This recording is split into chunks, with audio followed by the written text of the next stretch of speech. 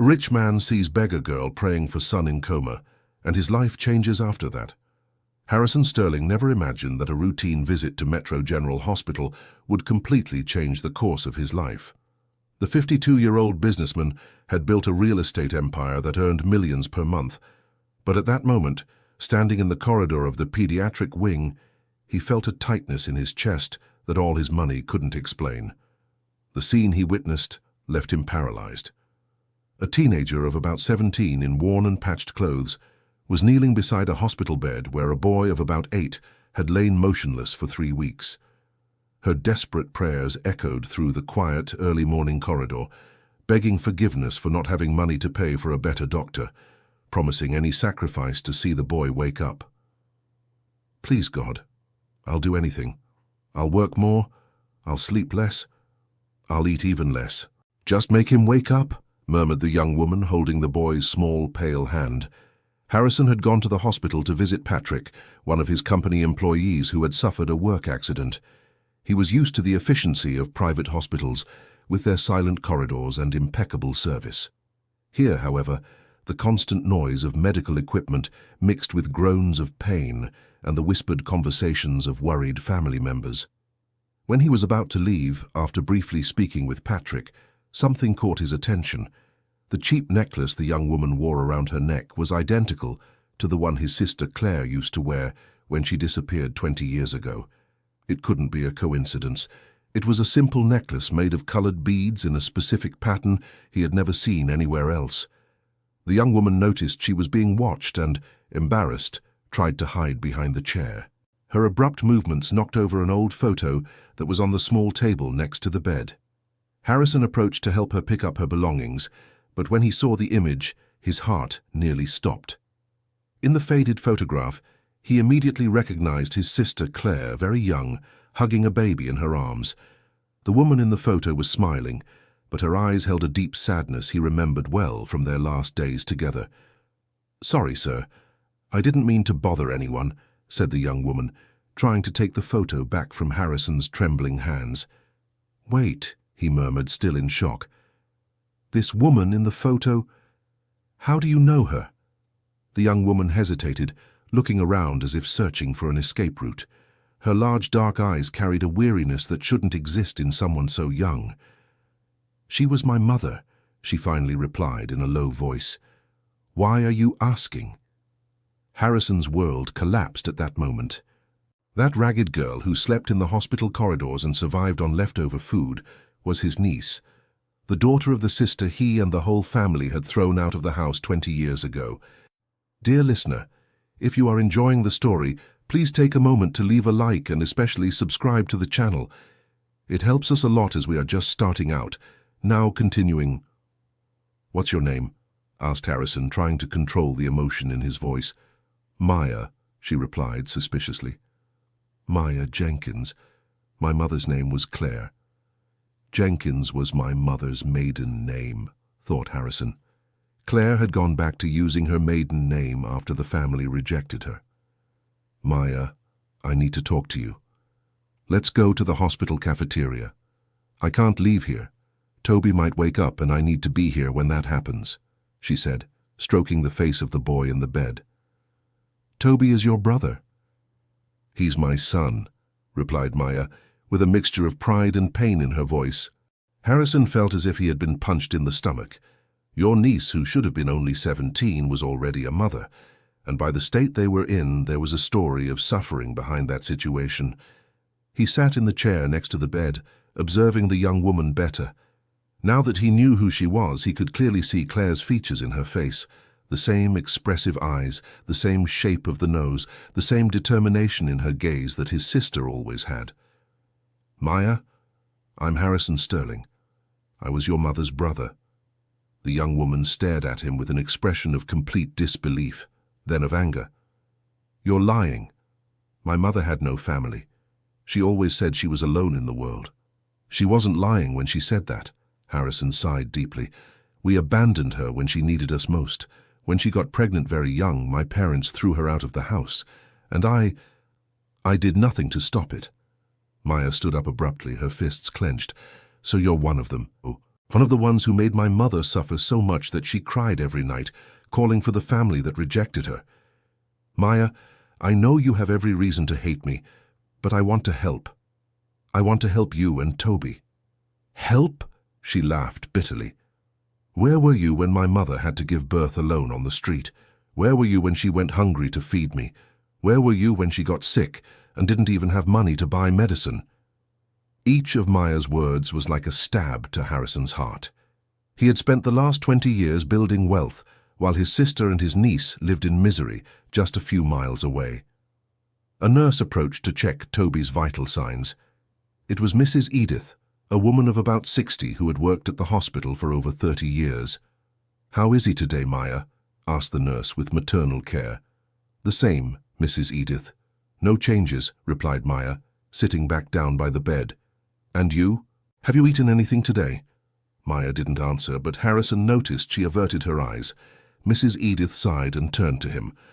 "Are you a relative of Maya's?" "I'm her uncle," replied Harrison, still processing this new reality. "It's good that she has family. This girl has been here for 3 weeks, day and night. She sleeps on the hallway floor, eats leftovers she can get from the hospital cafeteria, but she never, not for a minute, leaves this boy." "Mrs. Edith, please," Maya pleaded, clearly embarrassed. "No, my dear. Your uncle needs to know. He needs to know what kind of mother you are, what kind of person you are. I've seen many families come through here, rich families who give up when the treatment gets expensive or takes too long. But you have something special." Harrison looked at his niece with new eyes. Despite all the harshness of the life she had faced, there was a light in her eyes when she looked at Toby. A pure and unconditional love he had rarely witnessed. "What happened to him?" asked Harrison. "He fell from an abandoned building where we were living," replied Maya, her voice choked. "He was trying to get food. Someone had thrown out the window. The wooden ladder broke and he fell 3 stories. My God, the doctor said it's a miracle he survived, but his brain, they don't know if he'll wake up. And even if he does, they don't know if he'll be the same boy as before." Harrison felt a mix of guilt and determination growing inside him. That situation was, indirectly, his and his family's fault. If they hadn't abandoned Claire, none of this would have happened. "Maya, I want to hire the best neurologist in the country to take care of Toby." "I don't want your charity," she replied curtly. "It's not charity, it's responsibility. It's the least I can do after—" "After spending 20 years ignoring that we existed?" Maya interrupted him. "After letting my mother die alone on the streets? Your mother, she passed 8 years ago, pneumonia. She died on a bench in the City Park Square because she had nowhere to shelter from the rain. And do you know one of the last things she said? That she still hoped to find her family one day. That she was sure you were just confused. But that one day you'd realize the mistake and come looking for her." Harrison Sterling broke down. He buried his face in his hands and cried like he hadn't since he was a child. 20 years of professional success, 20 years of accumulating wealth, and his sister had left this world still waiting for a forgiveness that never came. "I'm sorry, Maya. I'm sorry for everything. I know I can't undo the past, but I can try to make things right now. Please let me help Toby." Maya Jenkins stayed silent for long minutes, watching her son's pale face. When she finally spoke, her voice was firm, but there was a vulnerability she was trying to hide. "If you really want to help, you'll have to prove you're not like the other rich men who've passed through my life. You'll have to show you understand what it's like to have nothing. What do you want me to do? I want you to live 3 days on the streets, as a beggar.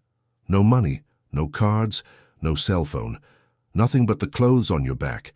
If you can do that, I'll let you help Toby." The proposal was absurd. Harrison was a respected businessman. He had commitments, important meetings, decisions that affected hundreds of employees. But when he looked at Toby in the bed, when he saw the determination in Maya's eyes, he knew he had no choice. "All right, I accept." Maya stared at him, surprised. She clearly hadn't expected him to agree. "Are you sure? 3 days sleeping rough, going hungry, being treated like trash by people?" "I'm sure." 2 hours later, Harrison had traded his $3,000 bespoke Italian suit for old, torn clothes Maya had gotten from other street dwellers. He left all his belongings in the hospital safe and followed his niece through the streets of New York City in the early morning. The first thing that hit him was the cold.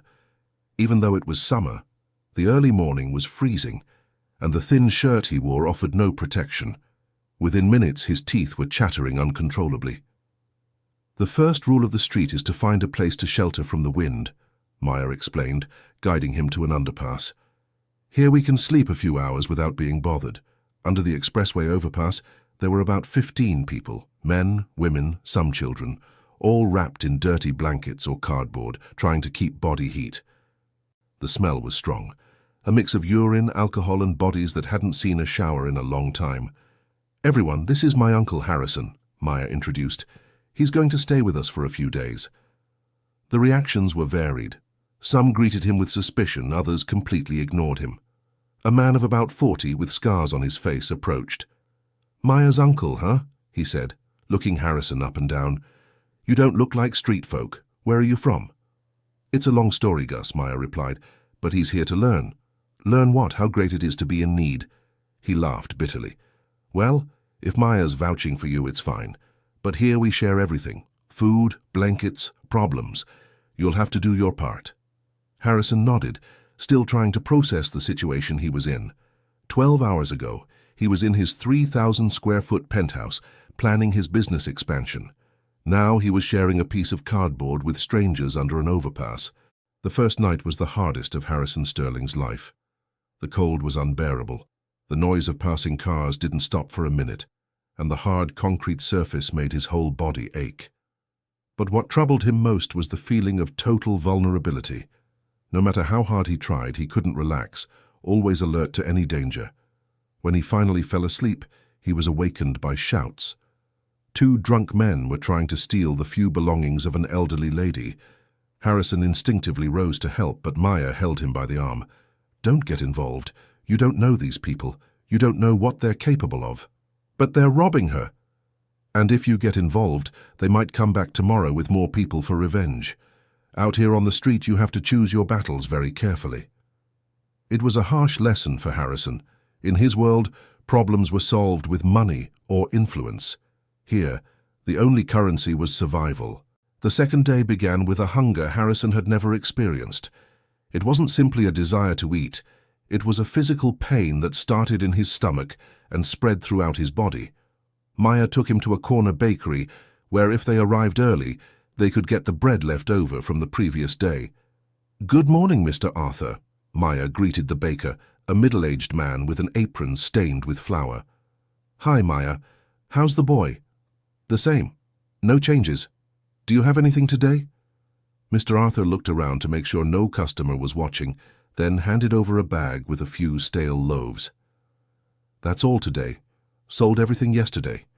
"Thank you, Mr. Arthur. God bless you."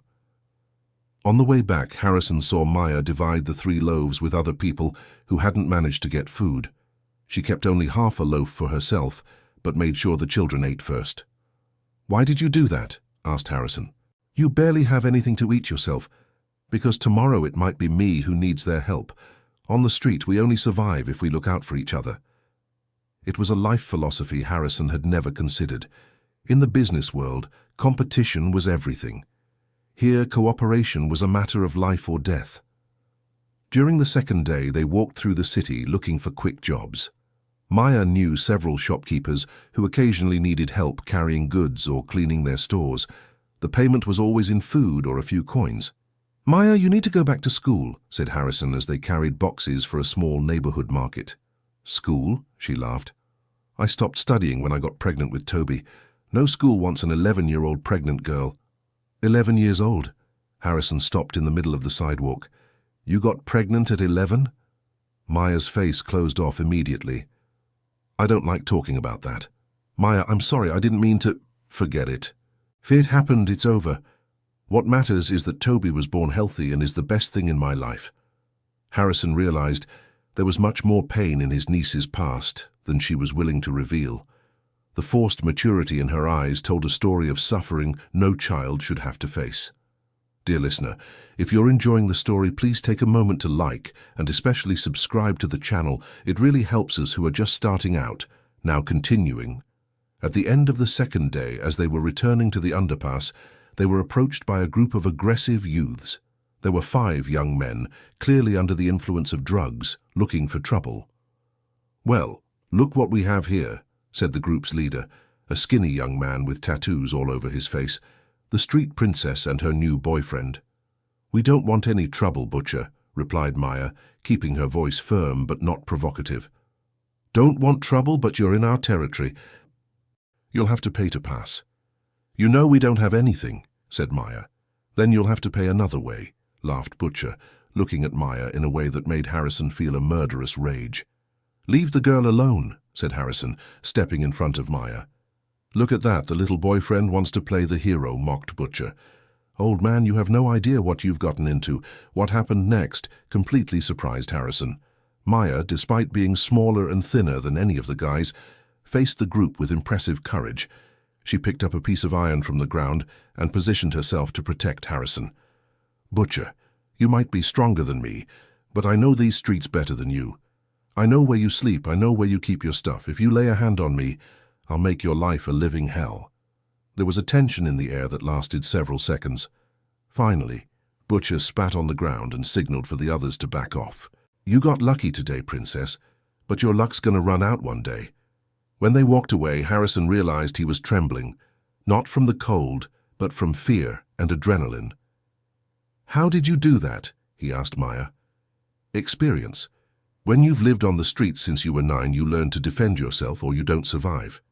9 years old? But I thought that I left home when I got pregnant.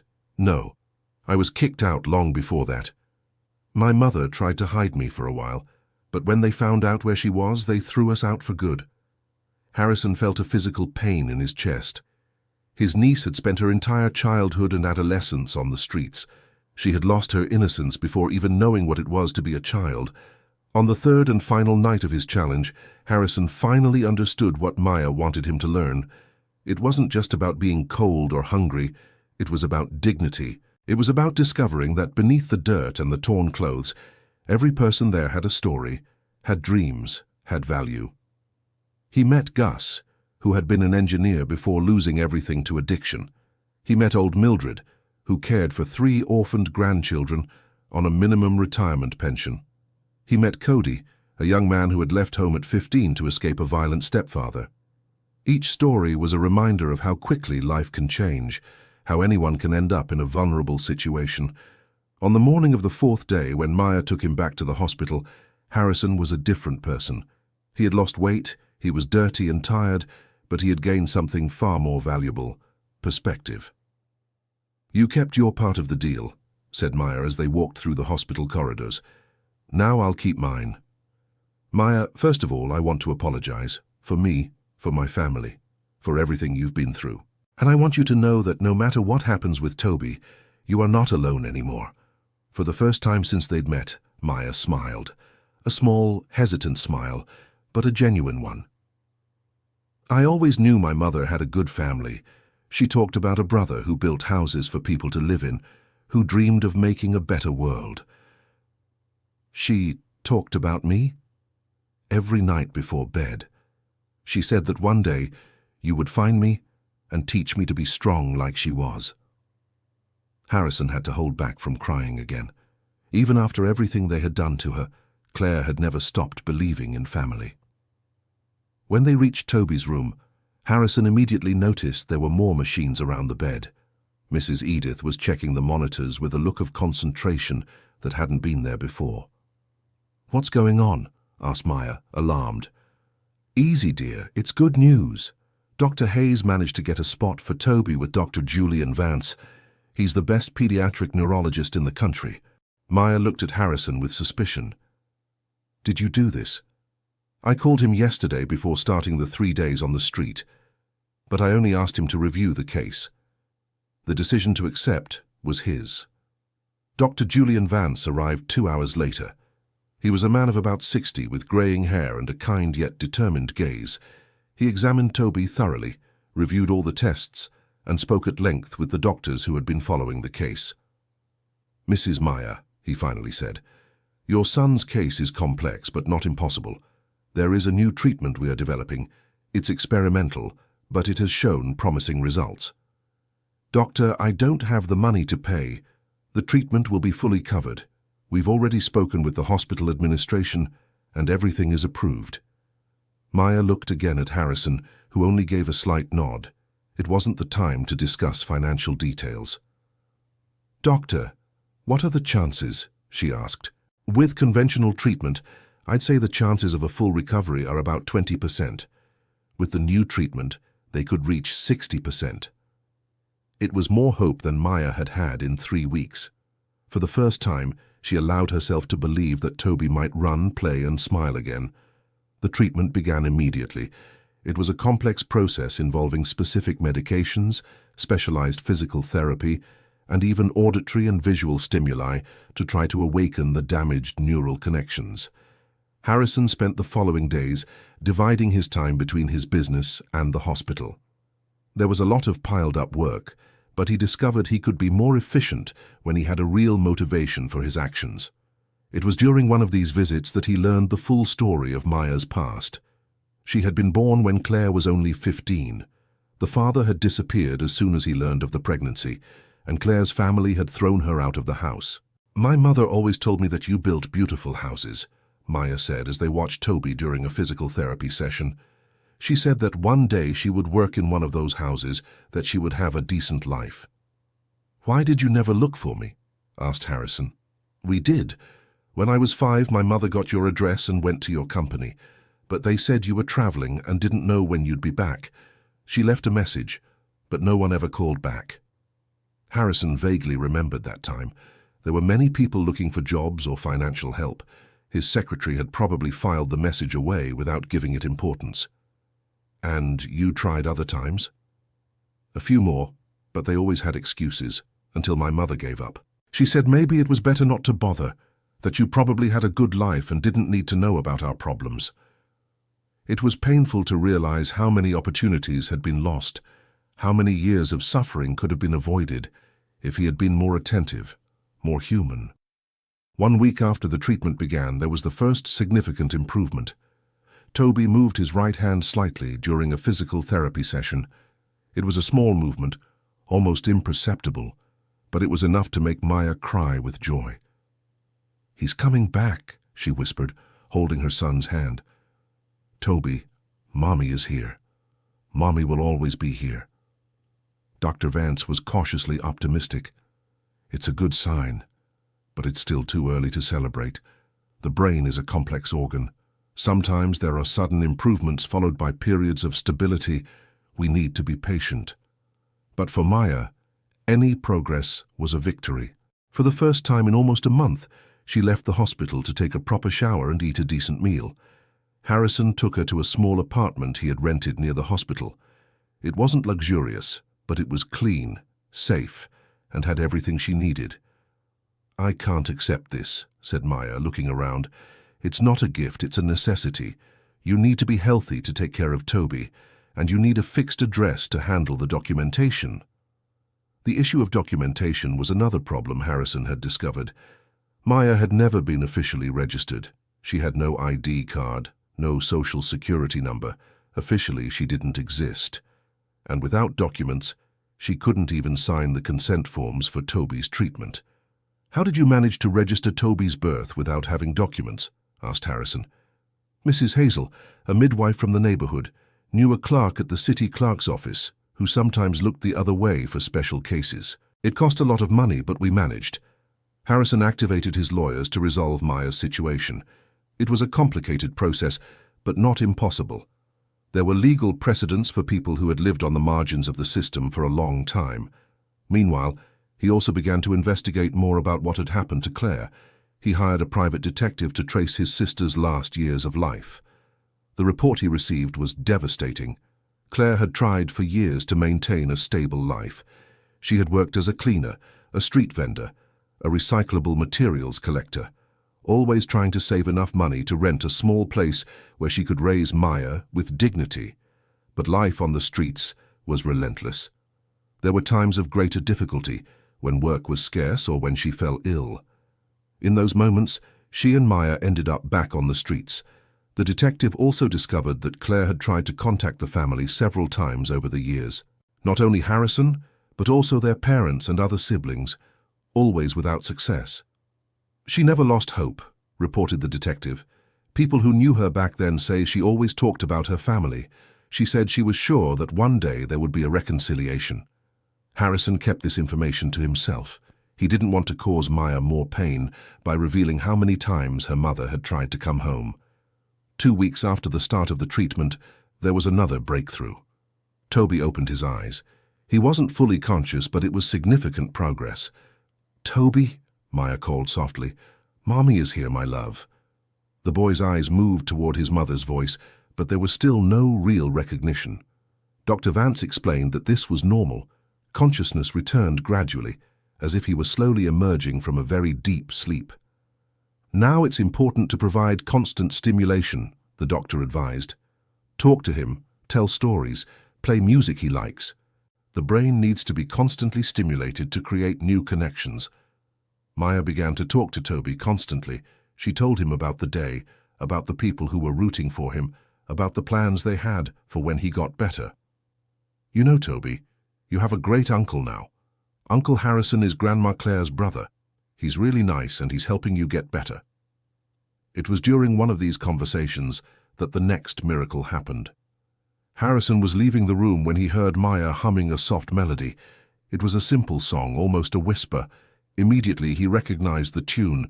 It was the same song his mother used to sing to him and Claire when they were children, an old lullaby that had been passed down through generations in the family. "Where did you learn that song?" he asked, returning to the room. "My mother used to sing it to me when I was little, and I always sing it to Toby when he's sad or scared." It was one more link connecting the past to the present. Claire had kept the family traditions alive, even after being rejected by it. Harrison began to sing along with Maya. His voice was choked with emotion, but he continued. And it was at that moment that they saw something extraordinary. A tear rolled down Toby's face.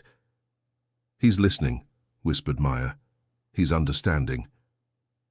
Dear listener, if you're enjoying the story, please take a moment to like and especially subscribe to the channel. It helps us a lot, as we're just starting out. Now continuing, Dr. Vance confirmed it was a very positive sign. Emotional reactions were often one of the first signs that consciousness was returning. "Keep singing," he recommended. "It seems this particular song is creating a strong response." From that day on, music became an essential part of the treatment.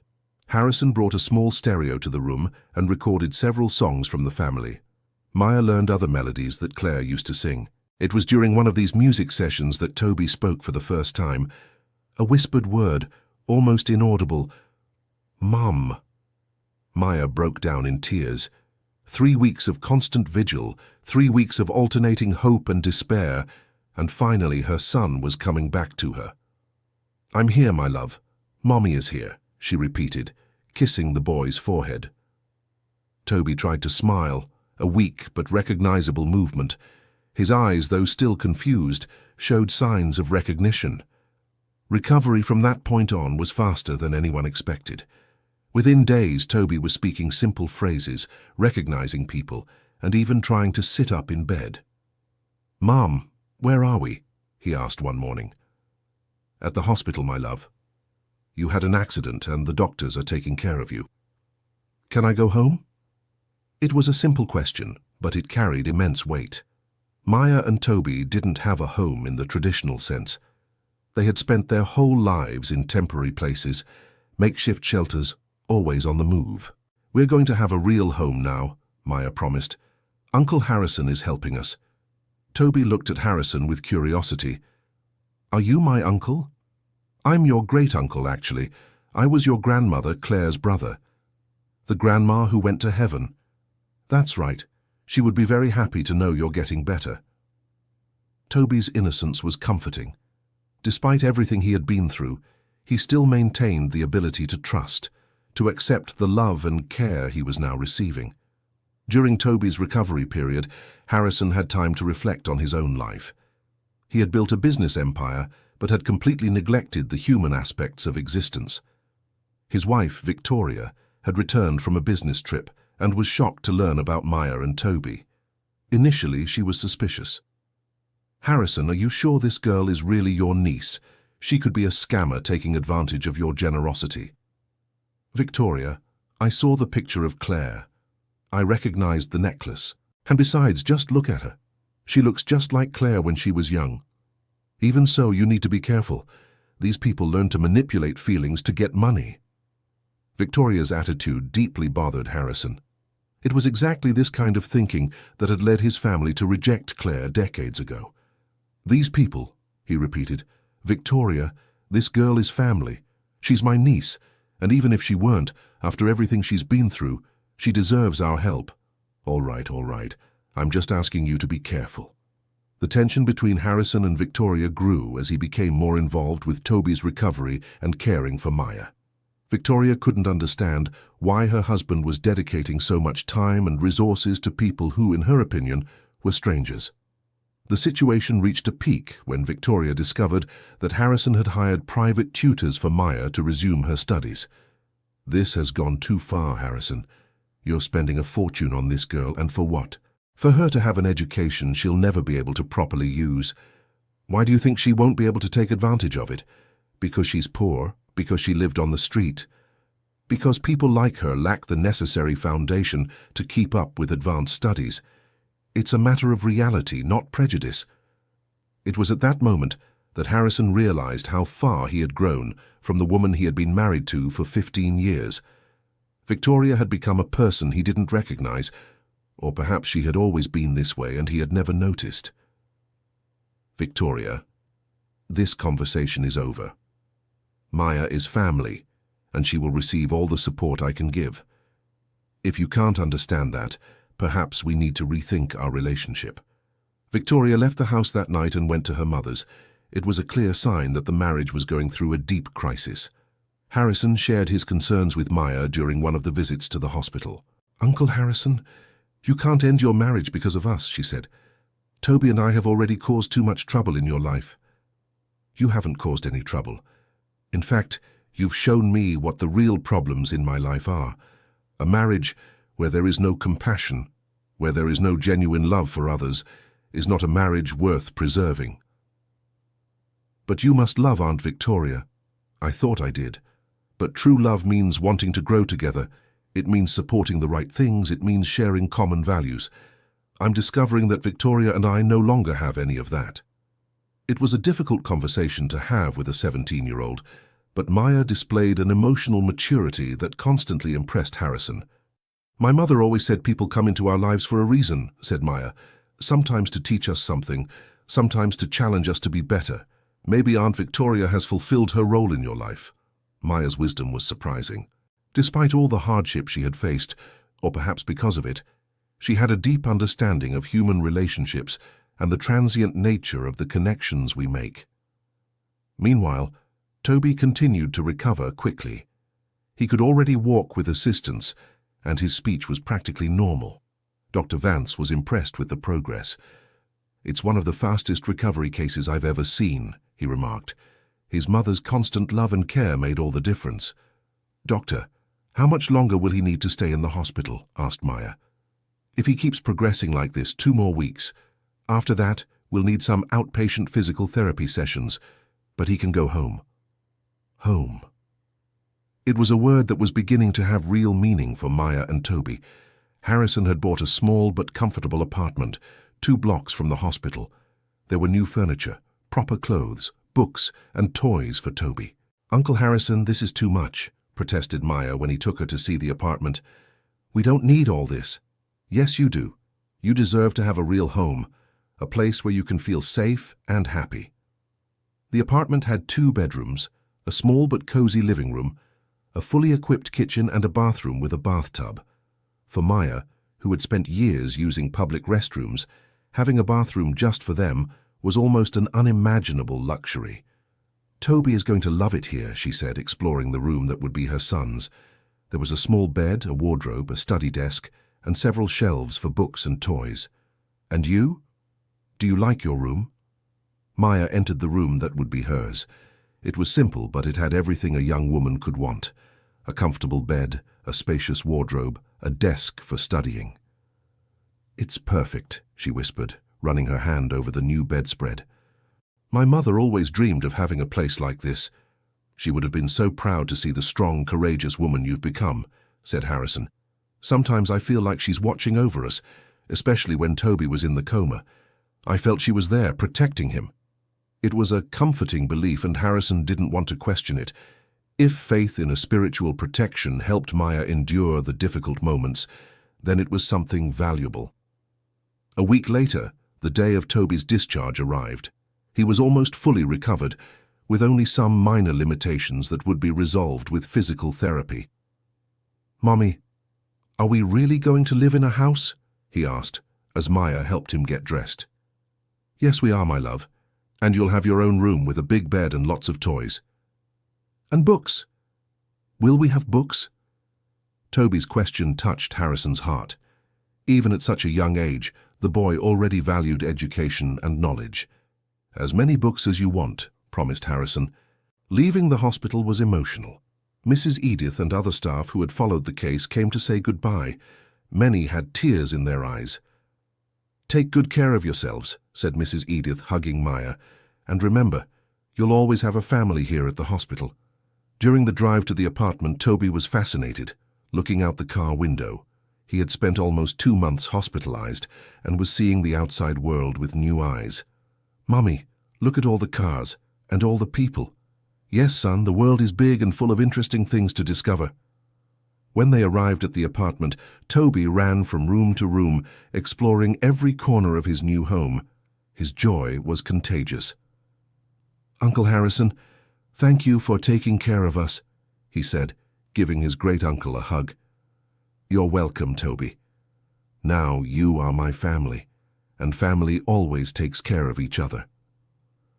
On that first night in the apartment, Maya had trouble sleeping, not from discomfort but from an excess of comfort. She was so used to sleeping in noisy, uncomfortable places that the silence and softness of the bed left her restless. She got up several times to check on Toby. She was still afraid that it was all a dream, and she would wake up back in the reality of the streets. "Mommy," Toby called during one of these checks, "are you okay?" "I'm fine, my love. I was just seeing if you needed anything." "I'm happy, Mommy. I like it here." "I'm happy too, very happy." Maya finally managed to fall asleep just before dawn, and for the first time in years, she had good dreams. She dreamed of her mother, who was smiling and saying she was proud of her. The next morning, Harrison arrived early with breakfast and important news. "Maya, we managed to sort out your documentation. Next week you'll be able to get your ID card and social security number." "Really?" she asked, almost not believing it. "Really? And I also got you a spot at a private school that has a special program for young people who need to accelerate their studies." "Uncle Harrison, I don't know how to thank you. No need to thank me. You just need to take advantage of these opportunities and build the life your mother always dreamed of for you." Maya started attending school the following Monday. It was strange at first. It had been years since she was in a classroom, and the other students came from a social reality completely different from hers. But she adapted quickly. Her life experience had given her a perspective and a determination that most young people her age didn't possess. She studied with an impressive intensity, as if she wanted to recover all the lost time. "How was school today?" Toby would ask every afternoon when she arrived. "It was great. I learned about math, English, history. And you? How was physical therapy?" "Good." The physical therapist aunt said I'm getting stronger every day. Toby was also adapting well to his new life. He attended physical therapy sessions 3 times a week and was enrolled in a school near the apartment. He was a smart and sociable boy who quickly made friends. During this period of adaptation, Harrison went through significant changes in his personal life. Victoria had returned from her trip, but their relationship was tense. "Harrison, we need to talk," she said one night, after he returned from having dinner with Maya and Toby. "I'm listening. I can't pretend everything is okay anymore. You've completely changed. It seems like you don't have time for me, for our life, anymore." "Victoria, I haven't changed. I just started paying attention to what really matters. And I don't matter anymore. You matter. But I can't be married to someone who can't accept that I have a family to take care of." "Family? Harrison, you've known this girl for less than 2 months. She's my niece. She's my sister's daughter. And even if she weren't, after everything they've been through, they deserve my help. Victoria sighed deeply. Harrison, I'm going to be honest with you. I can't accept this situation. I can't accept that our life has to revolve around two people who appeared out of nowhere. Then I think we've reached the end of our conversation, said Harrison calmly. Are you dismissing me? I'm giving you the opportunity to choose. You can accept that Maya and Toby are part of my life now, or you can go your own way. Victoria was silent for several minutes. I think I'll stay at my mother's house for a while. I need to think. That's fine. But Victoria, know that my decision is already made. Maya and Toby are my family now, and that won't change. After Victoria left, Harrison felt a mixture of sadness and relief. It was sad to see a 15-year marriage coming to an end, but it was liberating not to have to justify his moral choices anymore. He called Maya to tell her about the conversation. Uncle Harrison, I'm so sorry. I really didn't want to cause problems in your marriage. Maya, you didn't cause any problems. You only revealed problems that already existed.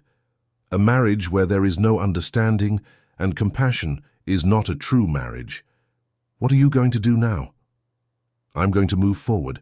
I'm going to focus on what really matters: family, purposeful work, making a difference in people's lives. It was a mature conversation between uncle and niece, but it also revealed how their lives had become deeply and meaningfully intertwined. 3 months after Toby's discharge, life had settled into a happy routine. Maya was doing very well in school, had made new friends, and was considering the possibility of going to college in the future. Toby was completely recovered and excelling in his studies. Harrison had also made changes at his company. He created a social responsibility program that offered work and training for people in vulnerable situations. It was a way to honor Claire's memory and help other people who were going through the same difficulties his sister had faced. It was during a meeting about this program that an unexpected situation occurred. A young man of about 20 showed up at the company asking to speak to Maya. He says he's Toby's father, the receptionist informed Harrison. Harrison felt a chill in his stomach. Maya had never mentioned Toby's father, and he had assumed the guy had been out of the picture for a long time. Send him into my office and call Maya. Ask her to come here urgently. The young man who entered the office was thin, with the appearance of someone who had lived on the streets. He was nervous, but determined. My name is Derek Jenkins, he said. I'm Pedro's father. I want to see my son. Where have you been for the last 8 years? Asked Harrison directly. I had problems. I got into a bad life, got involved with drugs. But I've been clean for 6 months and I want to be part of my son's life. Does Maya know you're here? No, I found out where she was by chance. I heard that Toby had gotten sick and that you're living well now. I came to see if it's true. Harrison was worried about Derek's intentions. It was possible he was only interested in the financial aspect of the situation. Maya arrived 20 minutes later, accompanied by Toby, who had gotten out of school. When she saw Derek, her face went pale. What do you want here? She asked, instinctively placing herself in front of Toby. Hi, Maya. I came to see you. I heard Toby got sick. Now you care?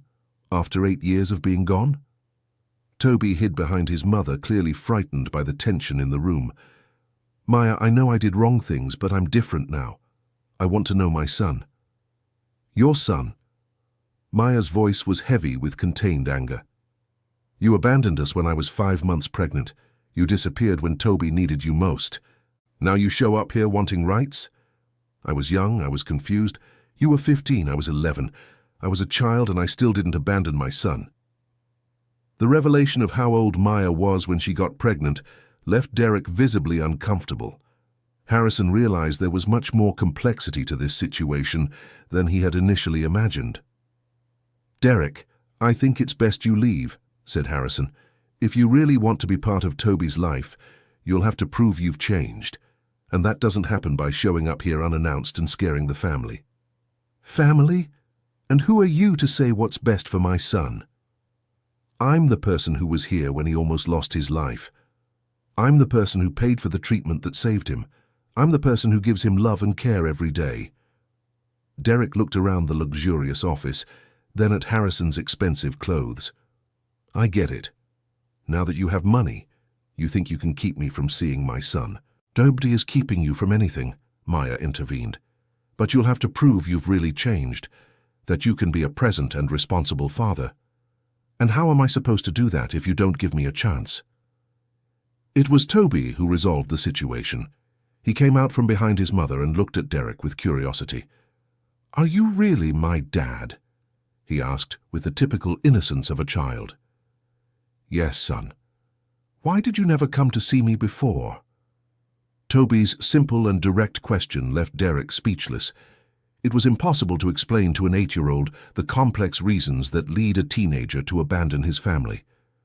I was far away, son, but I'm here now. Are you going to stay?" "I'm going to try." Maya sighed deeply. Despite all the anger she felt toward Derek, she knew Toby had the right to know his biological father. "All right," she said finally, "but with conditions. You will undergo a psychological evaluation. You will prove you're clean from drugs. And the meetings with Toby will be supervised until I'm sure you won't hurt him. Maya, those are the conditions. Accept them or leave." Derek agreed to the conditions, but Harrison could see in his eyes that he wasn't being completely sincere. There would be complications in the future. In the following days, Harrison hired a lawyer specializing in family law to advise Maya on her legal rights. The situation was complex because Derek was indeed Toby's biological father, but he had abandoned the child for 8 years. "The law favors the mother in these cases," the lawyer explained, "especially considering she was a minor when she got pregnant and that he abandoned the family. But he does have visitation rights that cannot be denied." "And what if he tries to seek custody?" asked Maya, worried. "It would be very difficult for him to get it. You have emotional and financial stability now. You have a history of constant care for the child. He would have to prove a significant life change and the ability to offer a better environment." It was comforting to know that legally Maya was in a strong position, but there was still the emotional worry about the impact Derek could have on Toby's life. The first supervised meeting happened at the apartment with Harrison present. Derek arrived punctually, had showered and was wearing clean clothes but seemed nervous. "Hi, Toby," he said, trying to sound casual. "Hi," replied Toby, still shy. "Do you like soccer? I used to play a lot when I was your age." "I like reading books more." Toby's answer clearly surprised Derek, who probably expected more typical interests for boys his age. "Books? What kind of books?" "Adventure, science, history. Uncle Harrison bought many books for me." Harrison noticed a flash of jealousy in Derek's eyes when Toby mentioned the gifts. It was another sign that the young man's motivations might not be purely paternal. The meeting lasted 2 hours and was reasonably successful. Toby wasn't hostile, but he also didn't show particular enthusiasm for his father's presence. "How did you feel?" asked Maya after Derek left.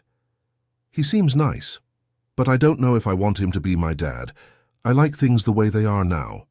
It was a mature answer for an 8-year-old, and it showed how Toby had developed a clear sense of security and stability with the life he had. The meetings continued weekly for a month. Derek was trying hard to build a bond with Toby, but it was obvious he was struggling against years of absence and a lack of experience in being a father. It was during the 5th meeting that Derek's true intentions were revealed. He arrived accompanied by an older woman who introduced herself as a lawyer. "Maya, I need to talk to you about Toby's situation," said Derek. "What about Toby's situation?" "I consulted my legal rights. As the biological father, I have the right to request shared custody." Maya felt her blood run cold. "Shared custody? You showed up here 5 weeks ago and now you want shared custody?" "It's his legal right," the lawyer interjected. "My client is willing to offer a settlement. He keeps Toby on weekends and you split the expenses." "Split the expenses?" Harrison entered the conversation. "With what money? Does Derek have a job, a home, the means to support a child?" "That is between the child's parents," the lawyer replied coldly. "Actually, it's not," said Harrison. "I am the one supporting this family, and I won't allow anyone to use Toby as a bargaining chip." It was then that it became clear what was happening. Derek had discovered Harrison was rich and was trying to use Toby to get money. "Derek, do you really want what's best for Toby, or do you want what's best for you?" asked Maya directly. I want my son. Then prove it. Get a job. Get a home. Show you can be a responsible father. In the meantime, you can keep visiting him here. That's not how it works, said the lawyer. We will file a court petition if necessary. Harrison and Maya knew they were facing a legal battle. It was obvious Derek was being advised by someone who saw an opportunity to make money from the situation. In the following days, Harrison's lawyer worked intensely to prepare the defense. They documented all of Derek's history of abandonment, all the care Maya had given Toby, all the stability the child had gained in the last few months. The good news is that the judge will primarily consider what is best for the child, explained the lawyer. The bad news is that paternal rights are taken very seriously by the judicial system. The hearing was scheduled for 3 weeks later. During that period, Maya was visibly stressed. She was afraid of losing Toby, afraid that all the stability they had built would be destroyed. "Mommy, are you sad?" Toby asked one night. "I'm worried, sweetheart." "Is it because of Derek?" "A little." "Mommy, I don't want to live with him. I want to stay here with you and Uncle Harrison." "I know, sweetheart. And we will do everything we can to make that happen." Harrison realized he needed to do something more drastic. The family he had found was being threatened, and he could not allow that to happen. End of story.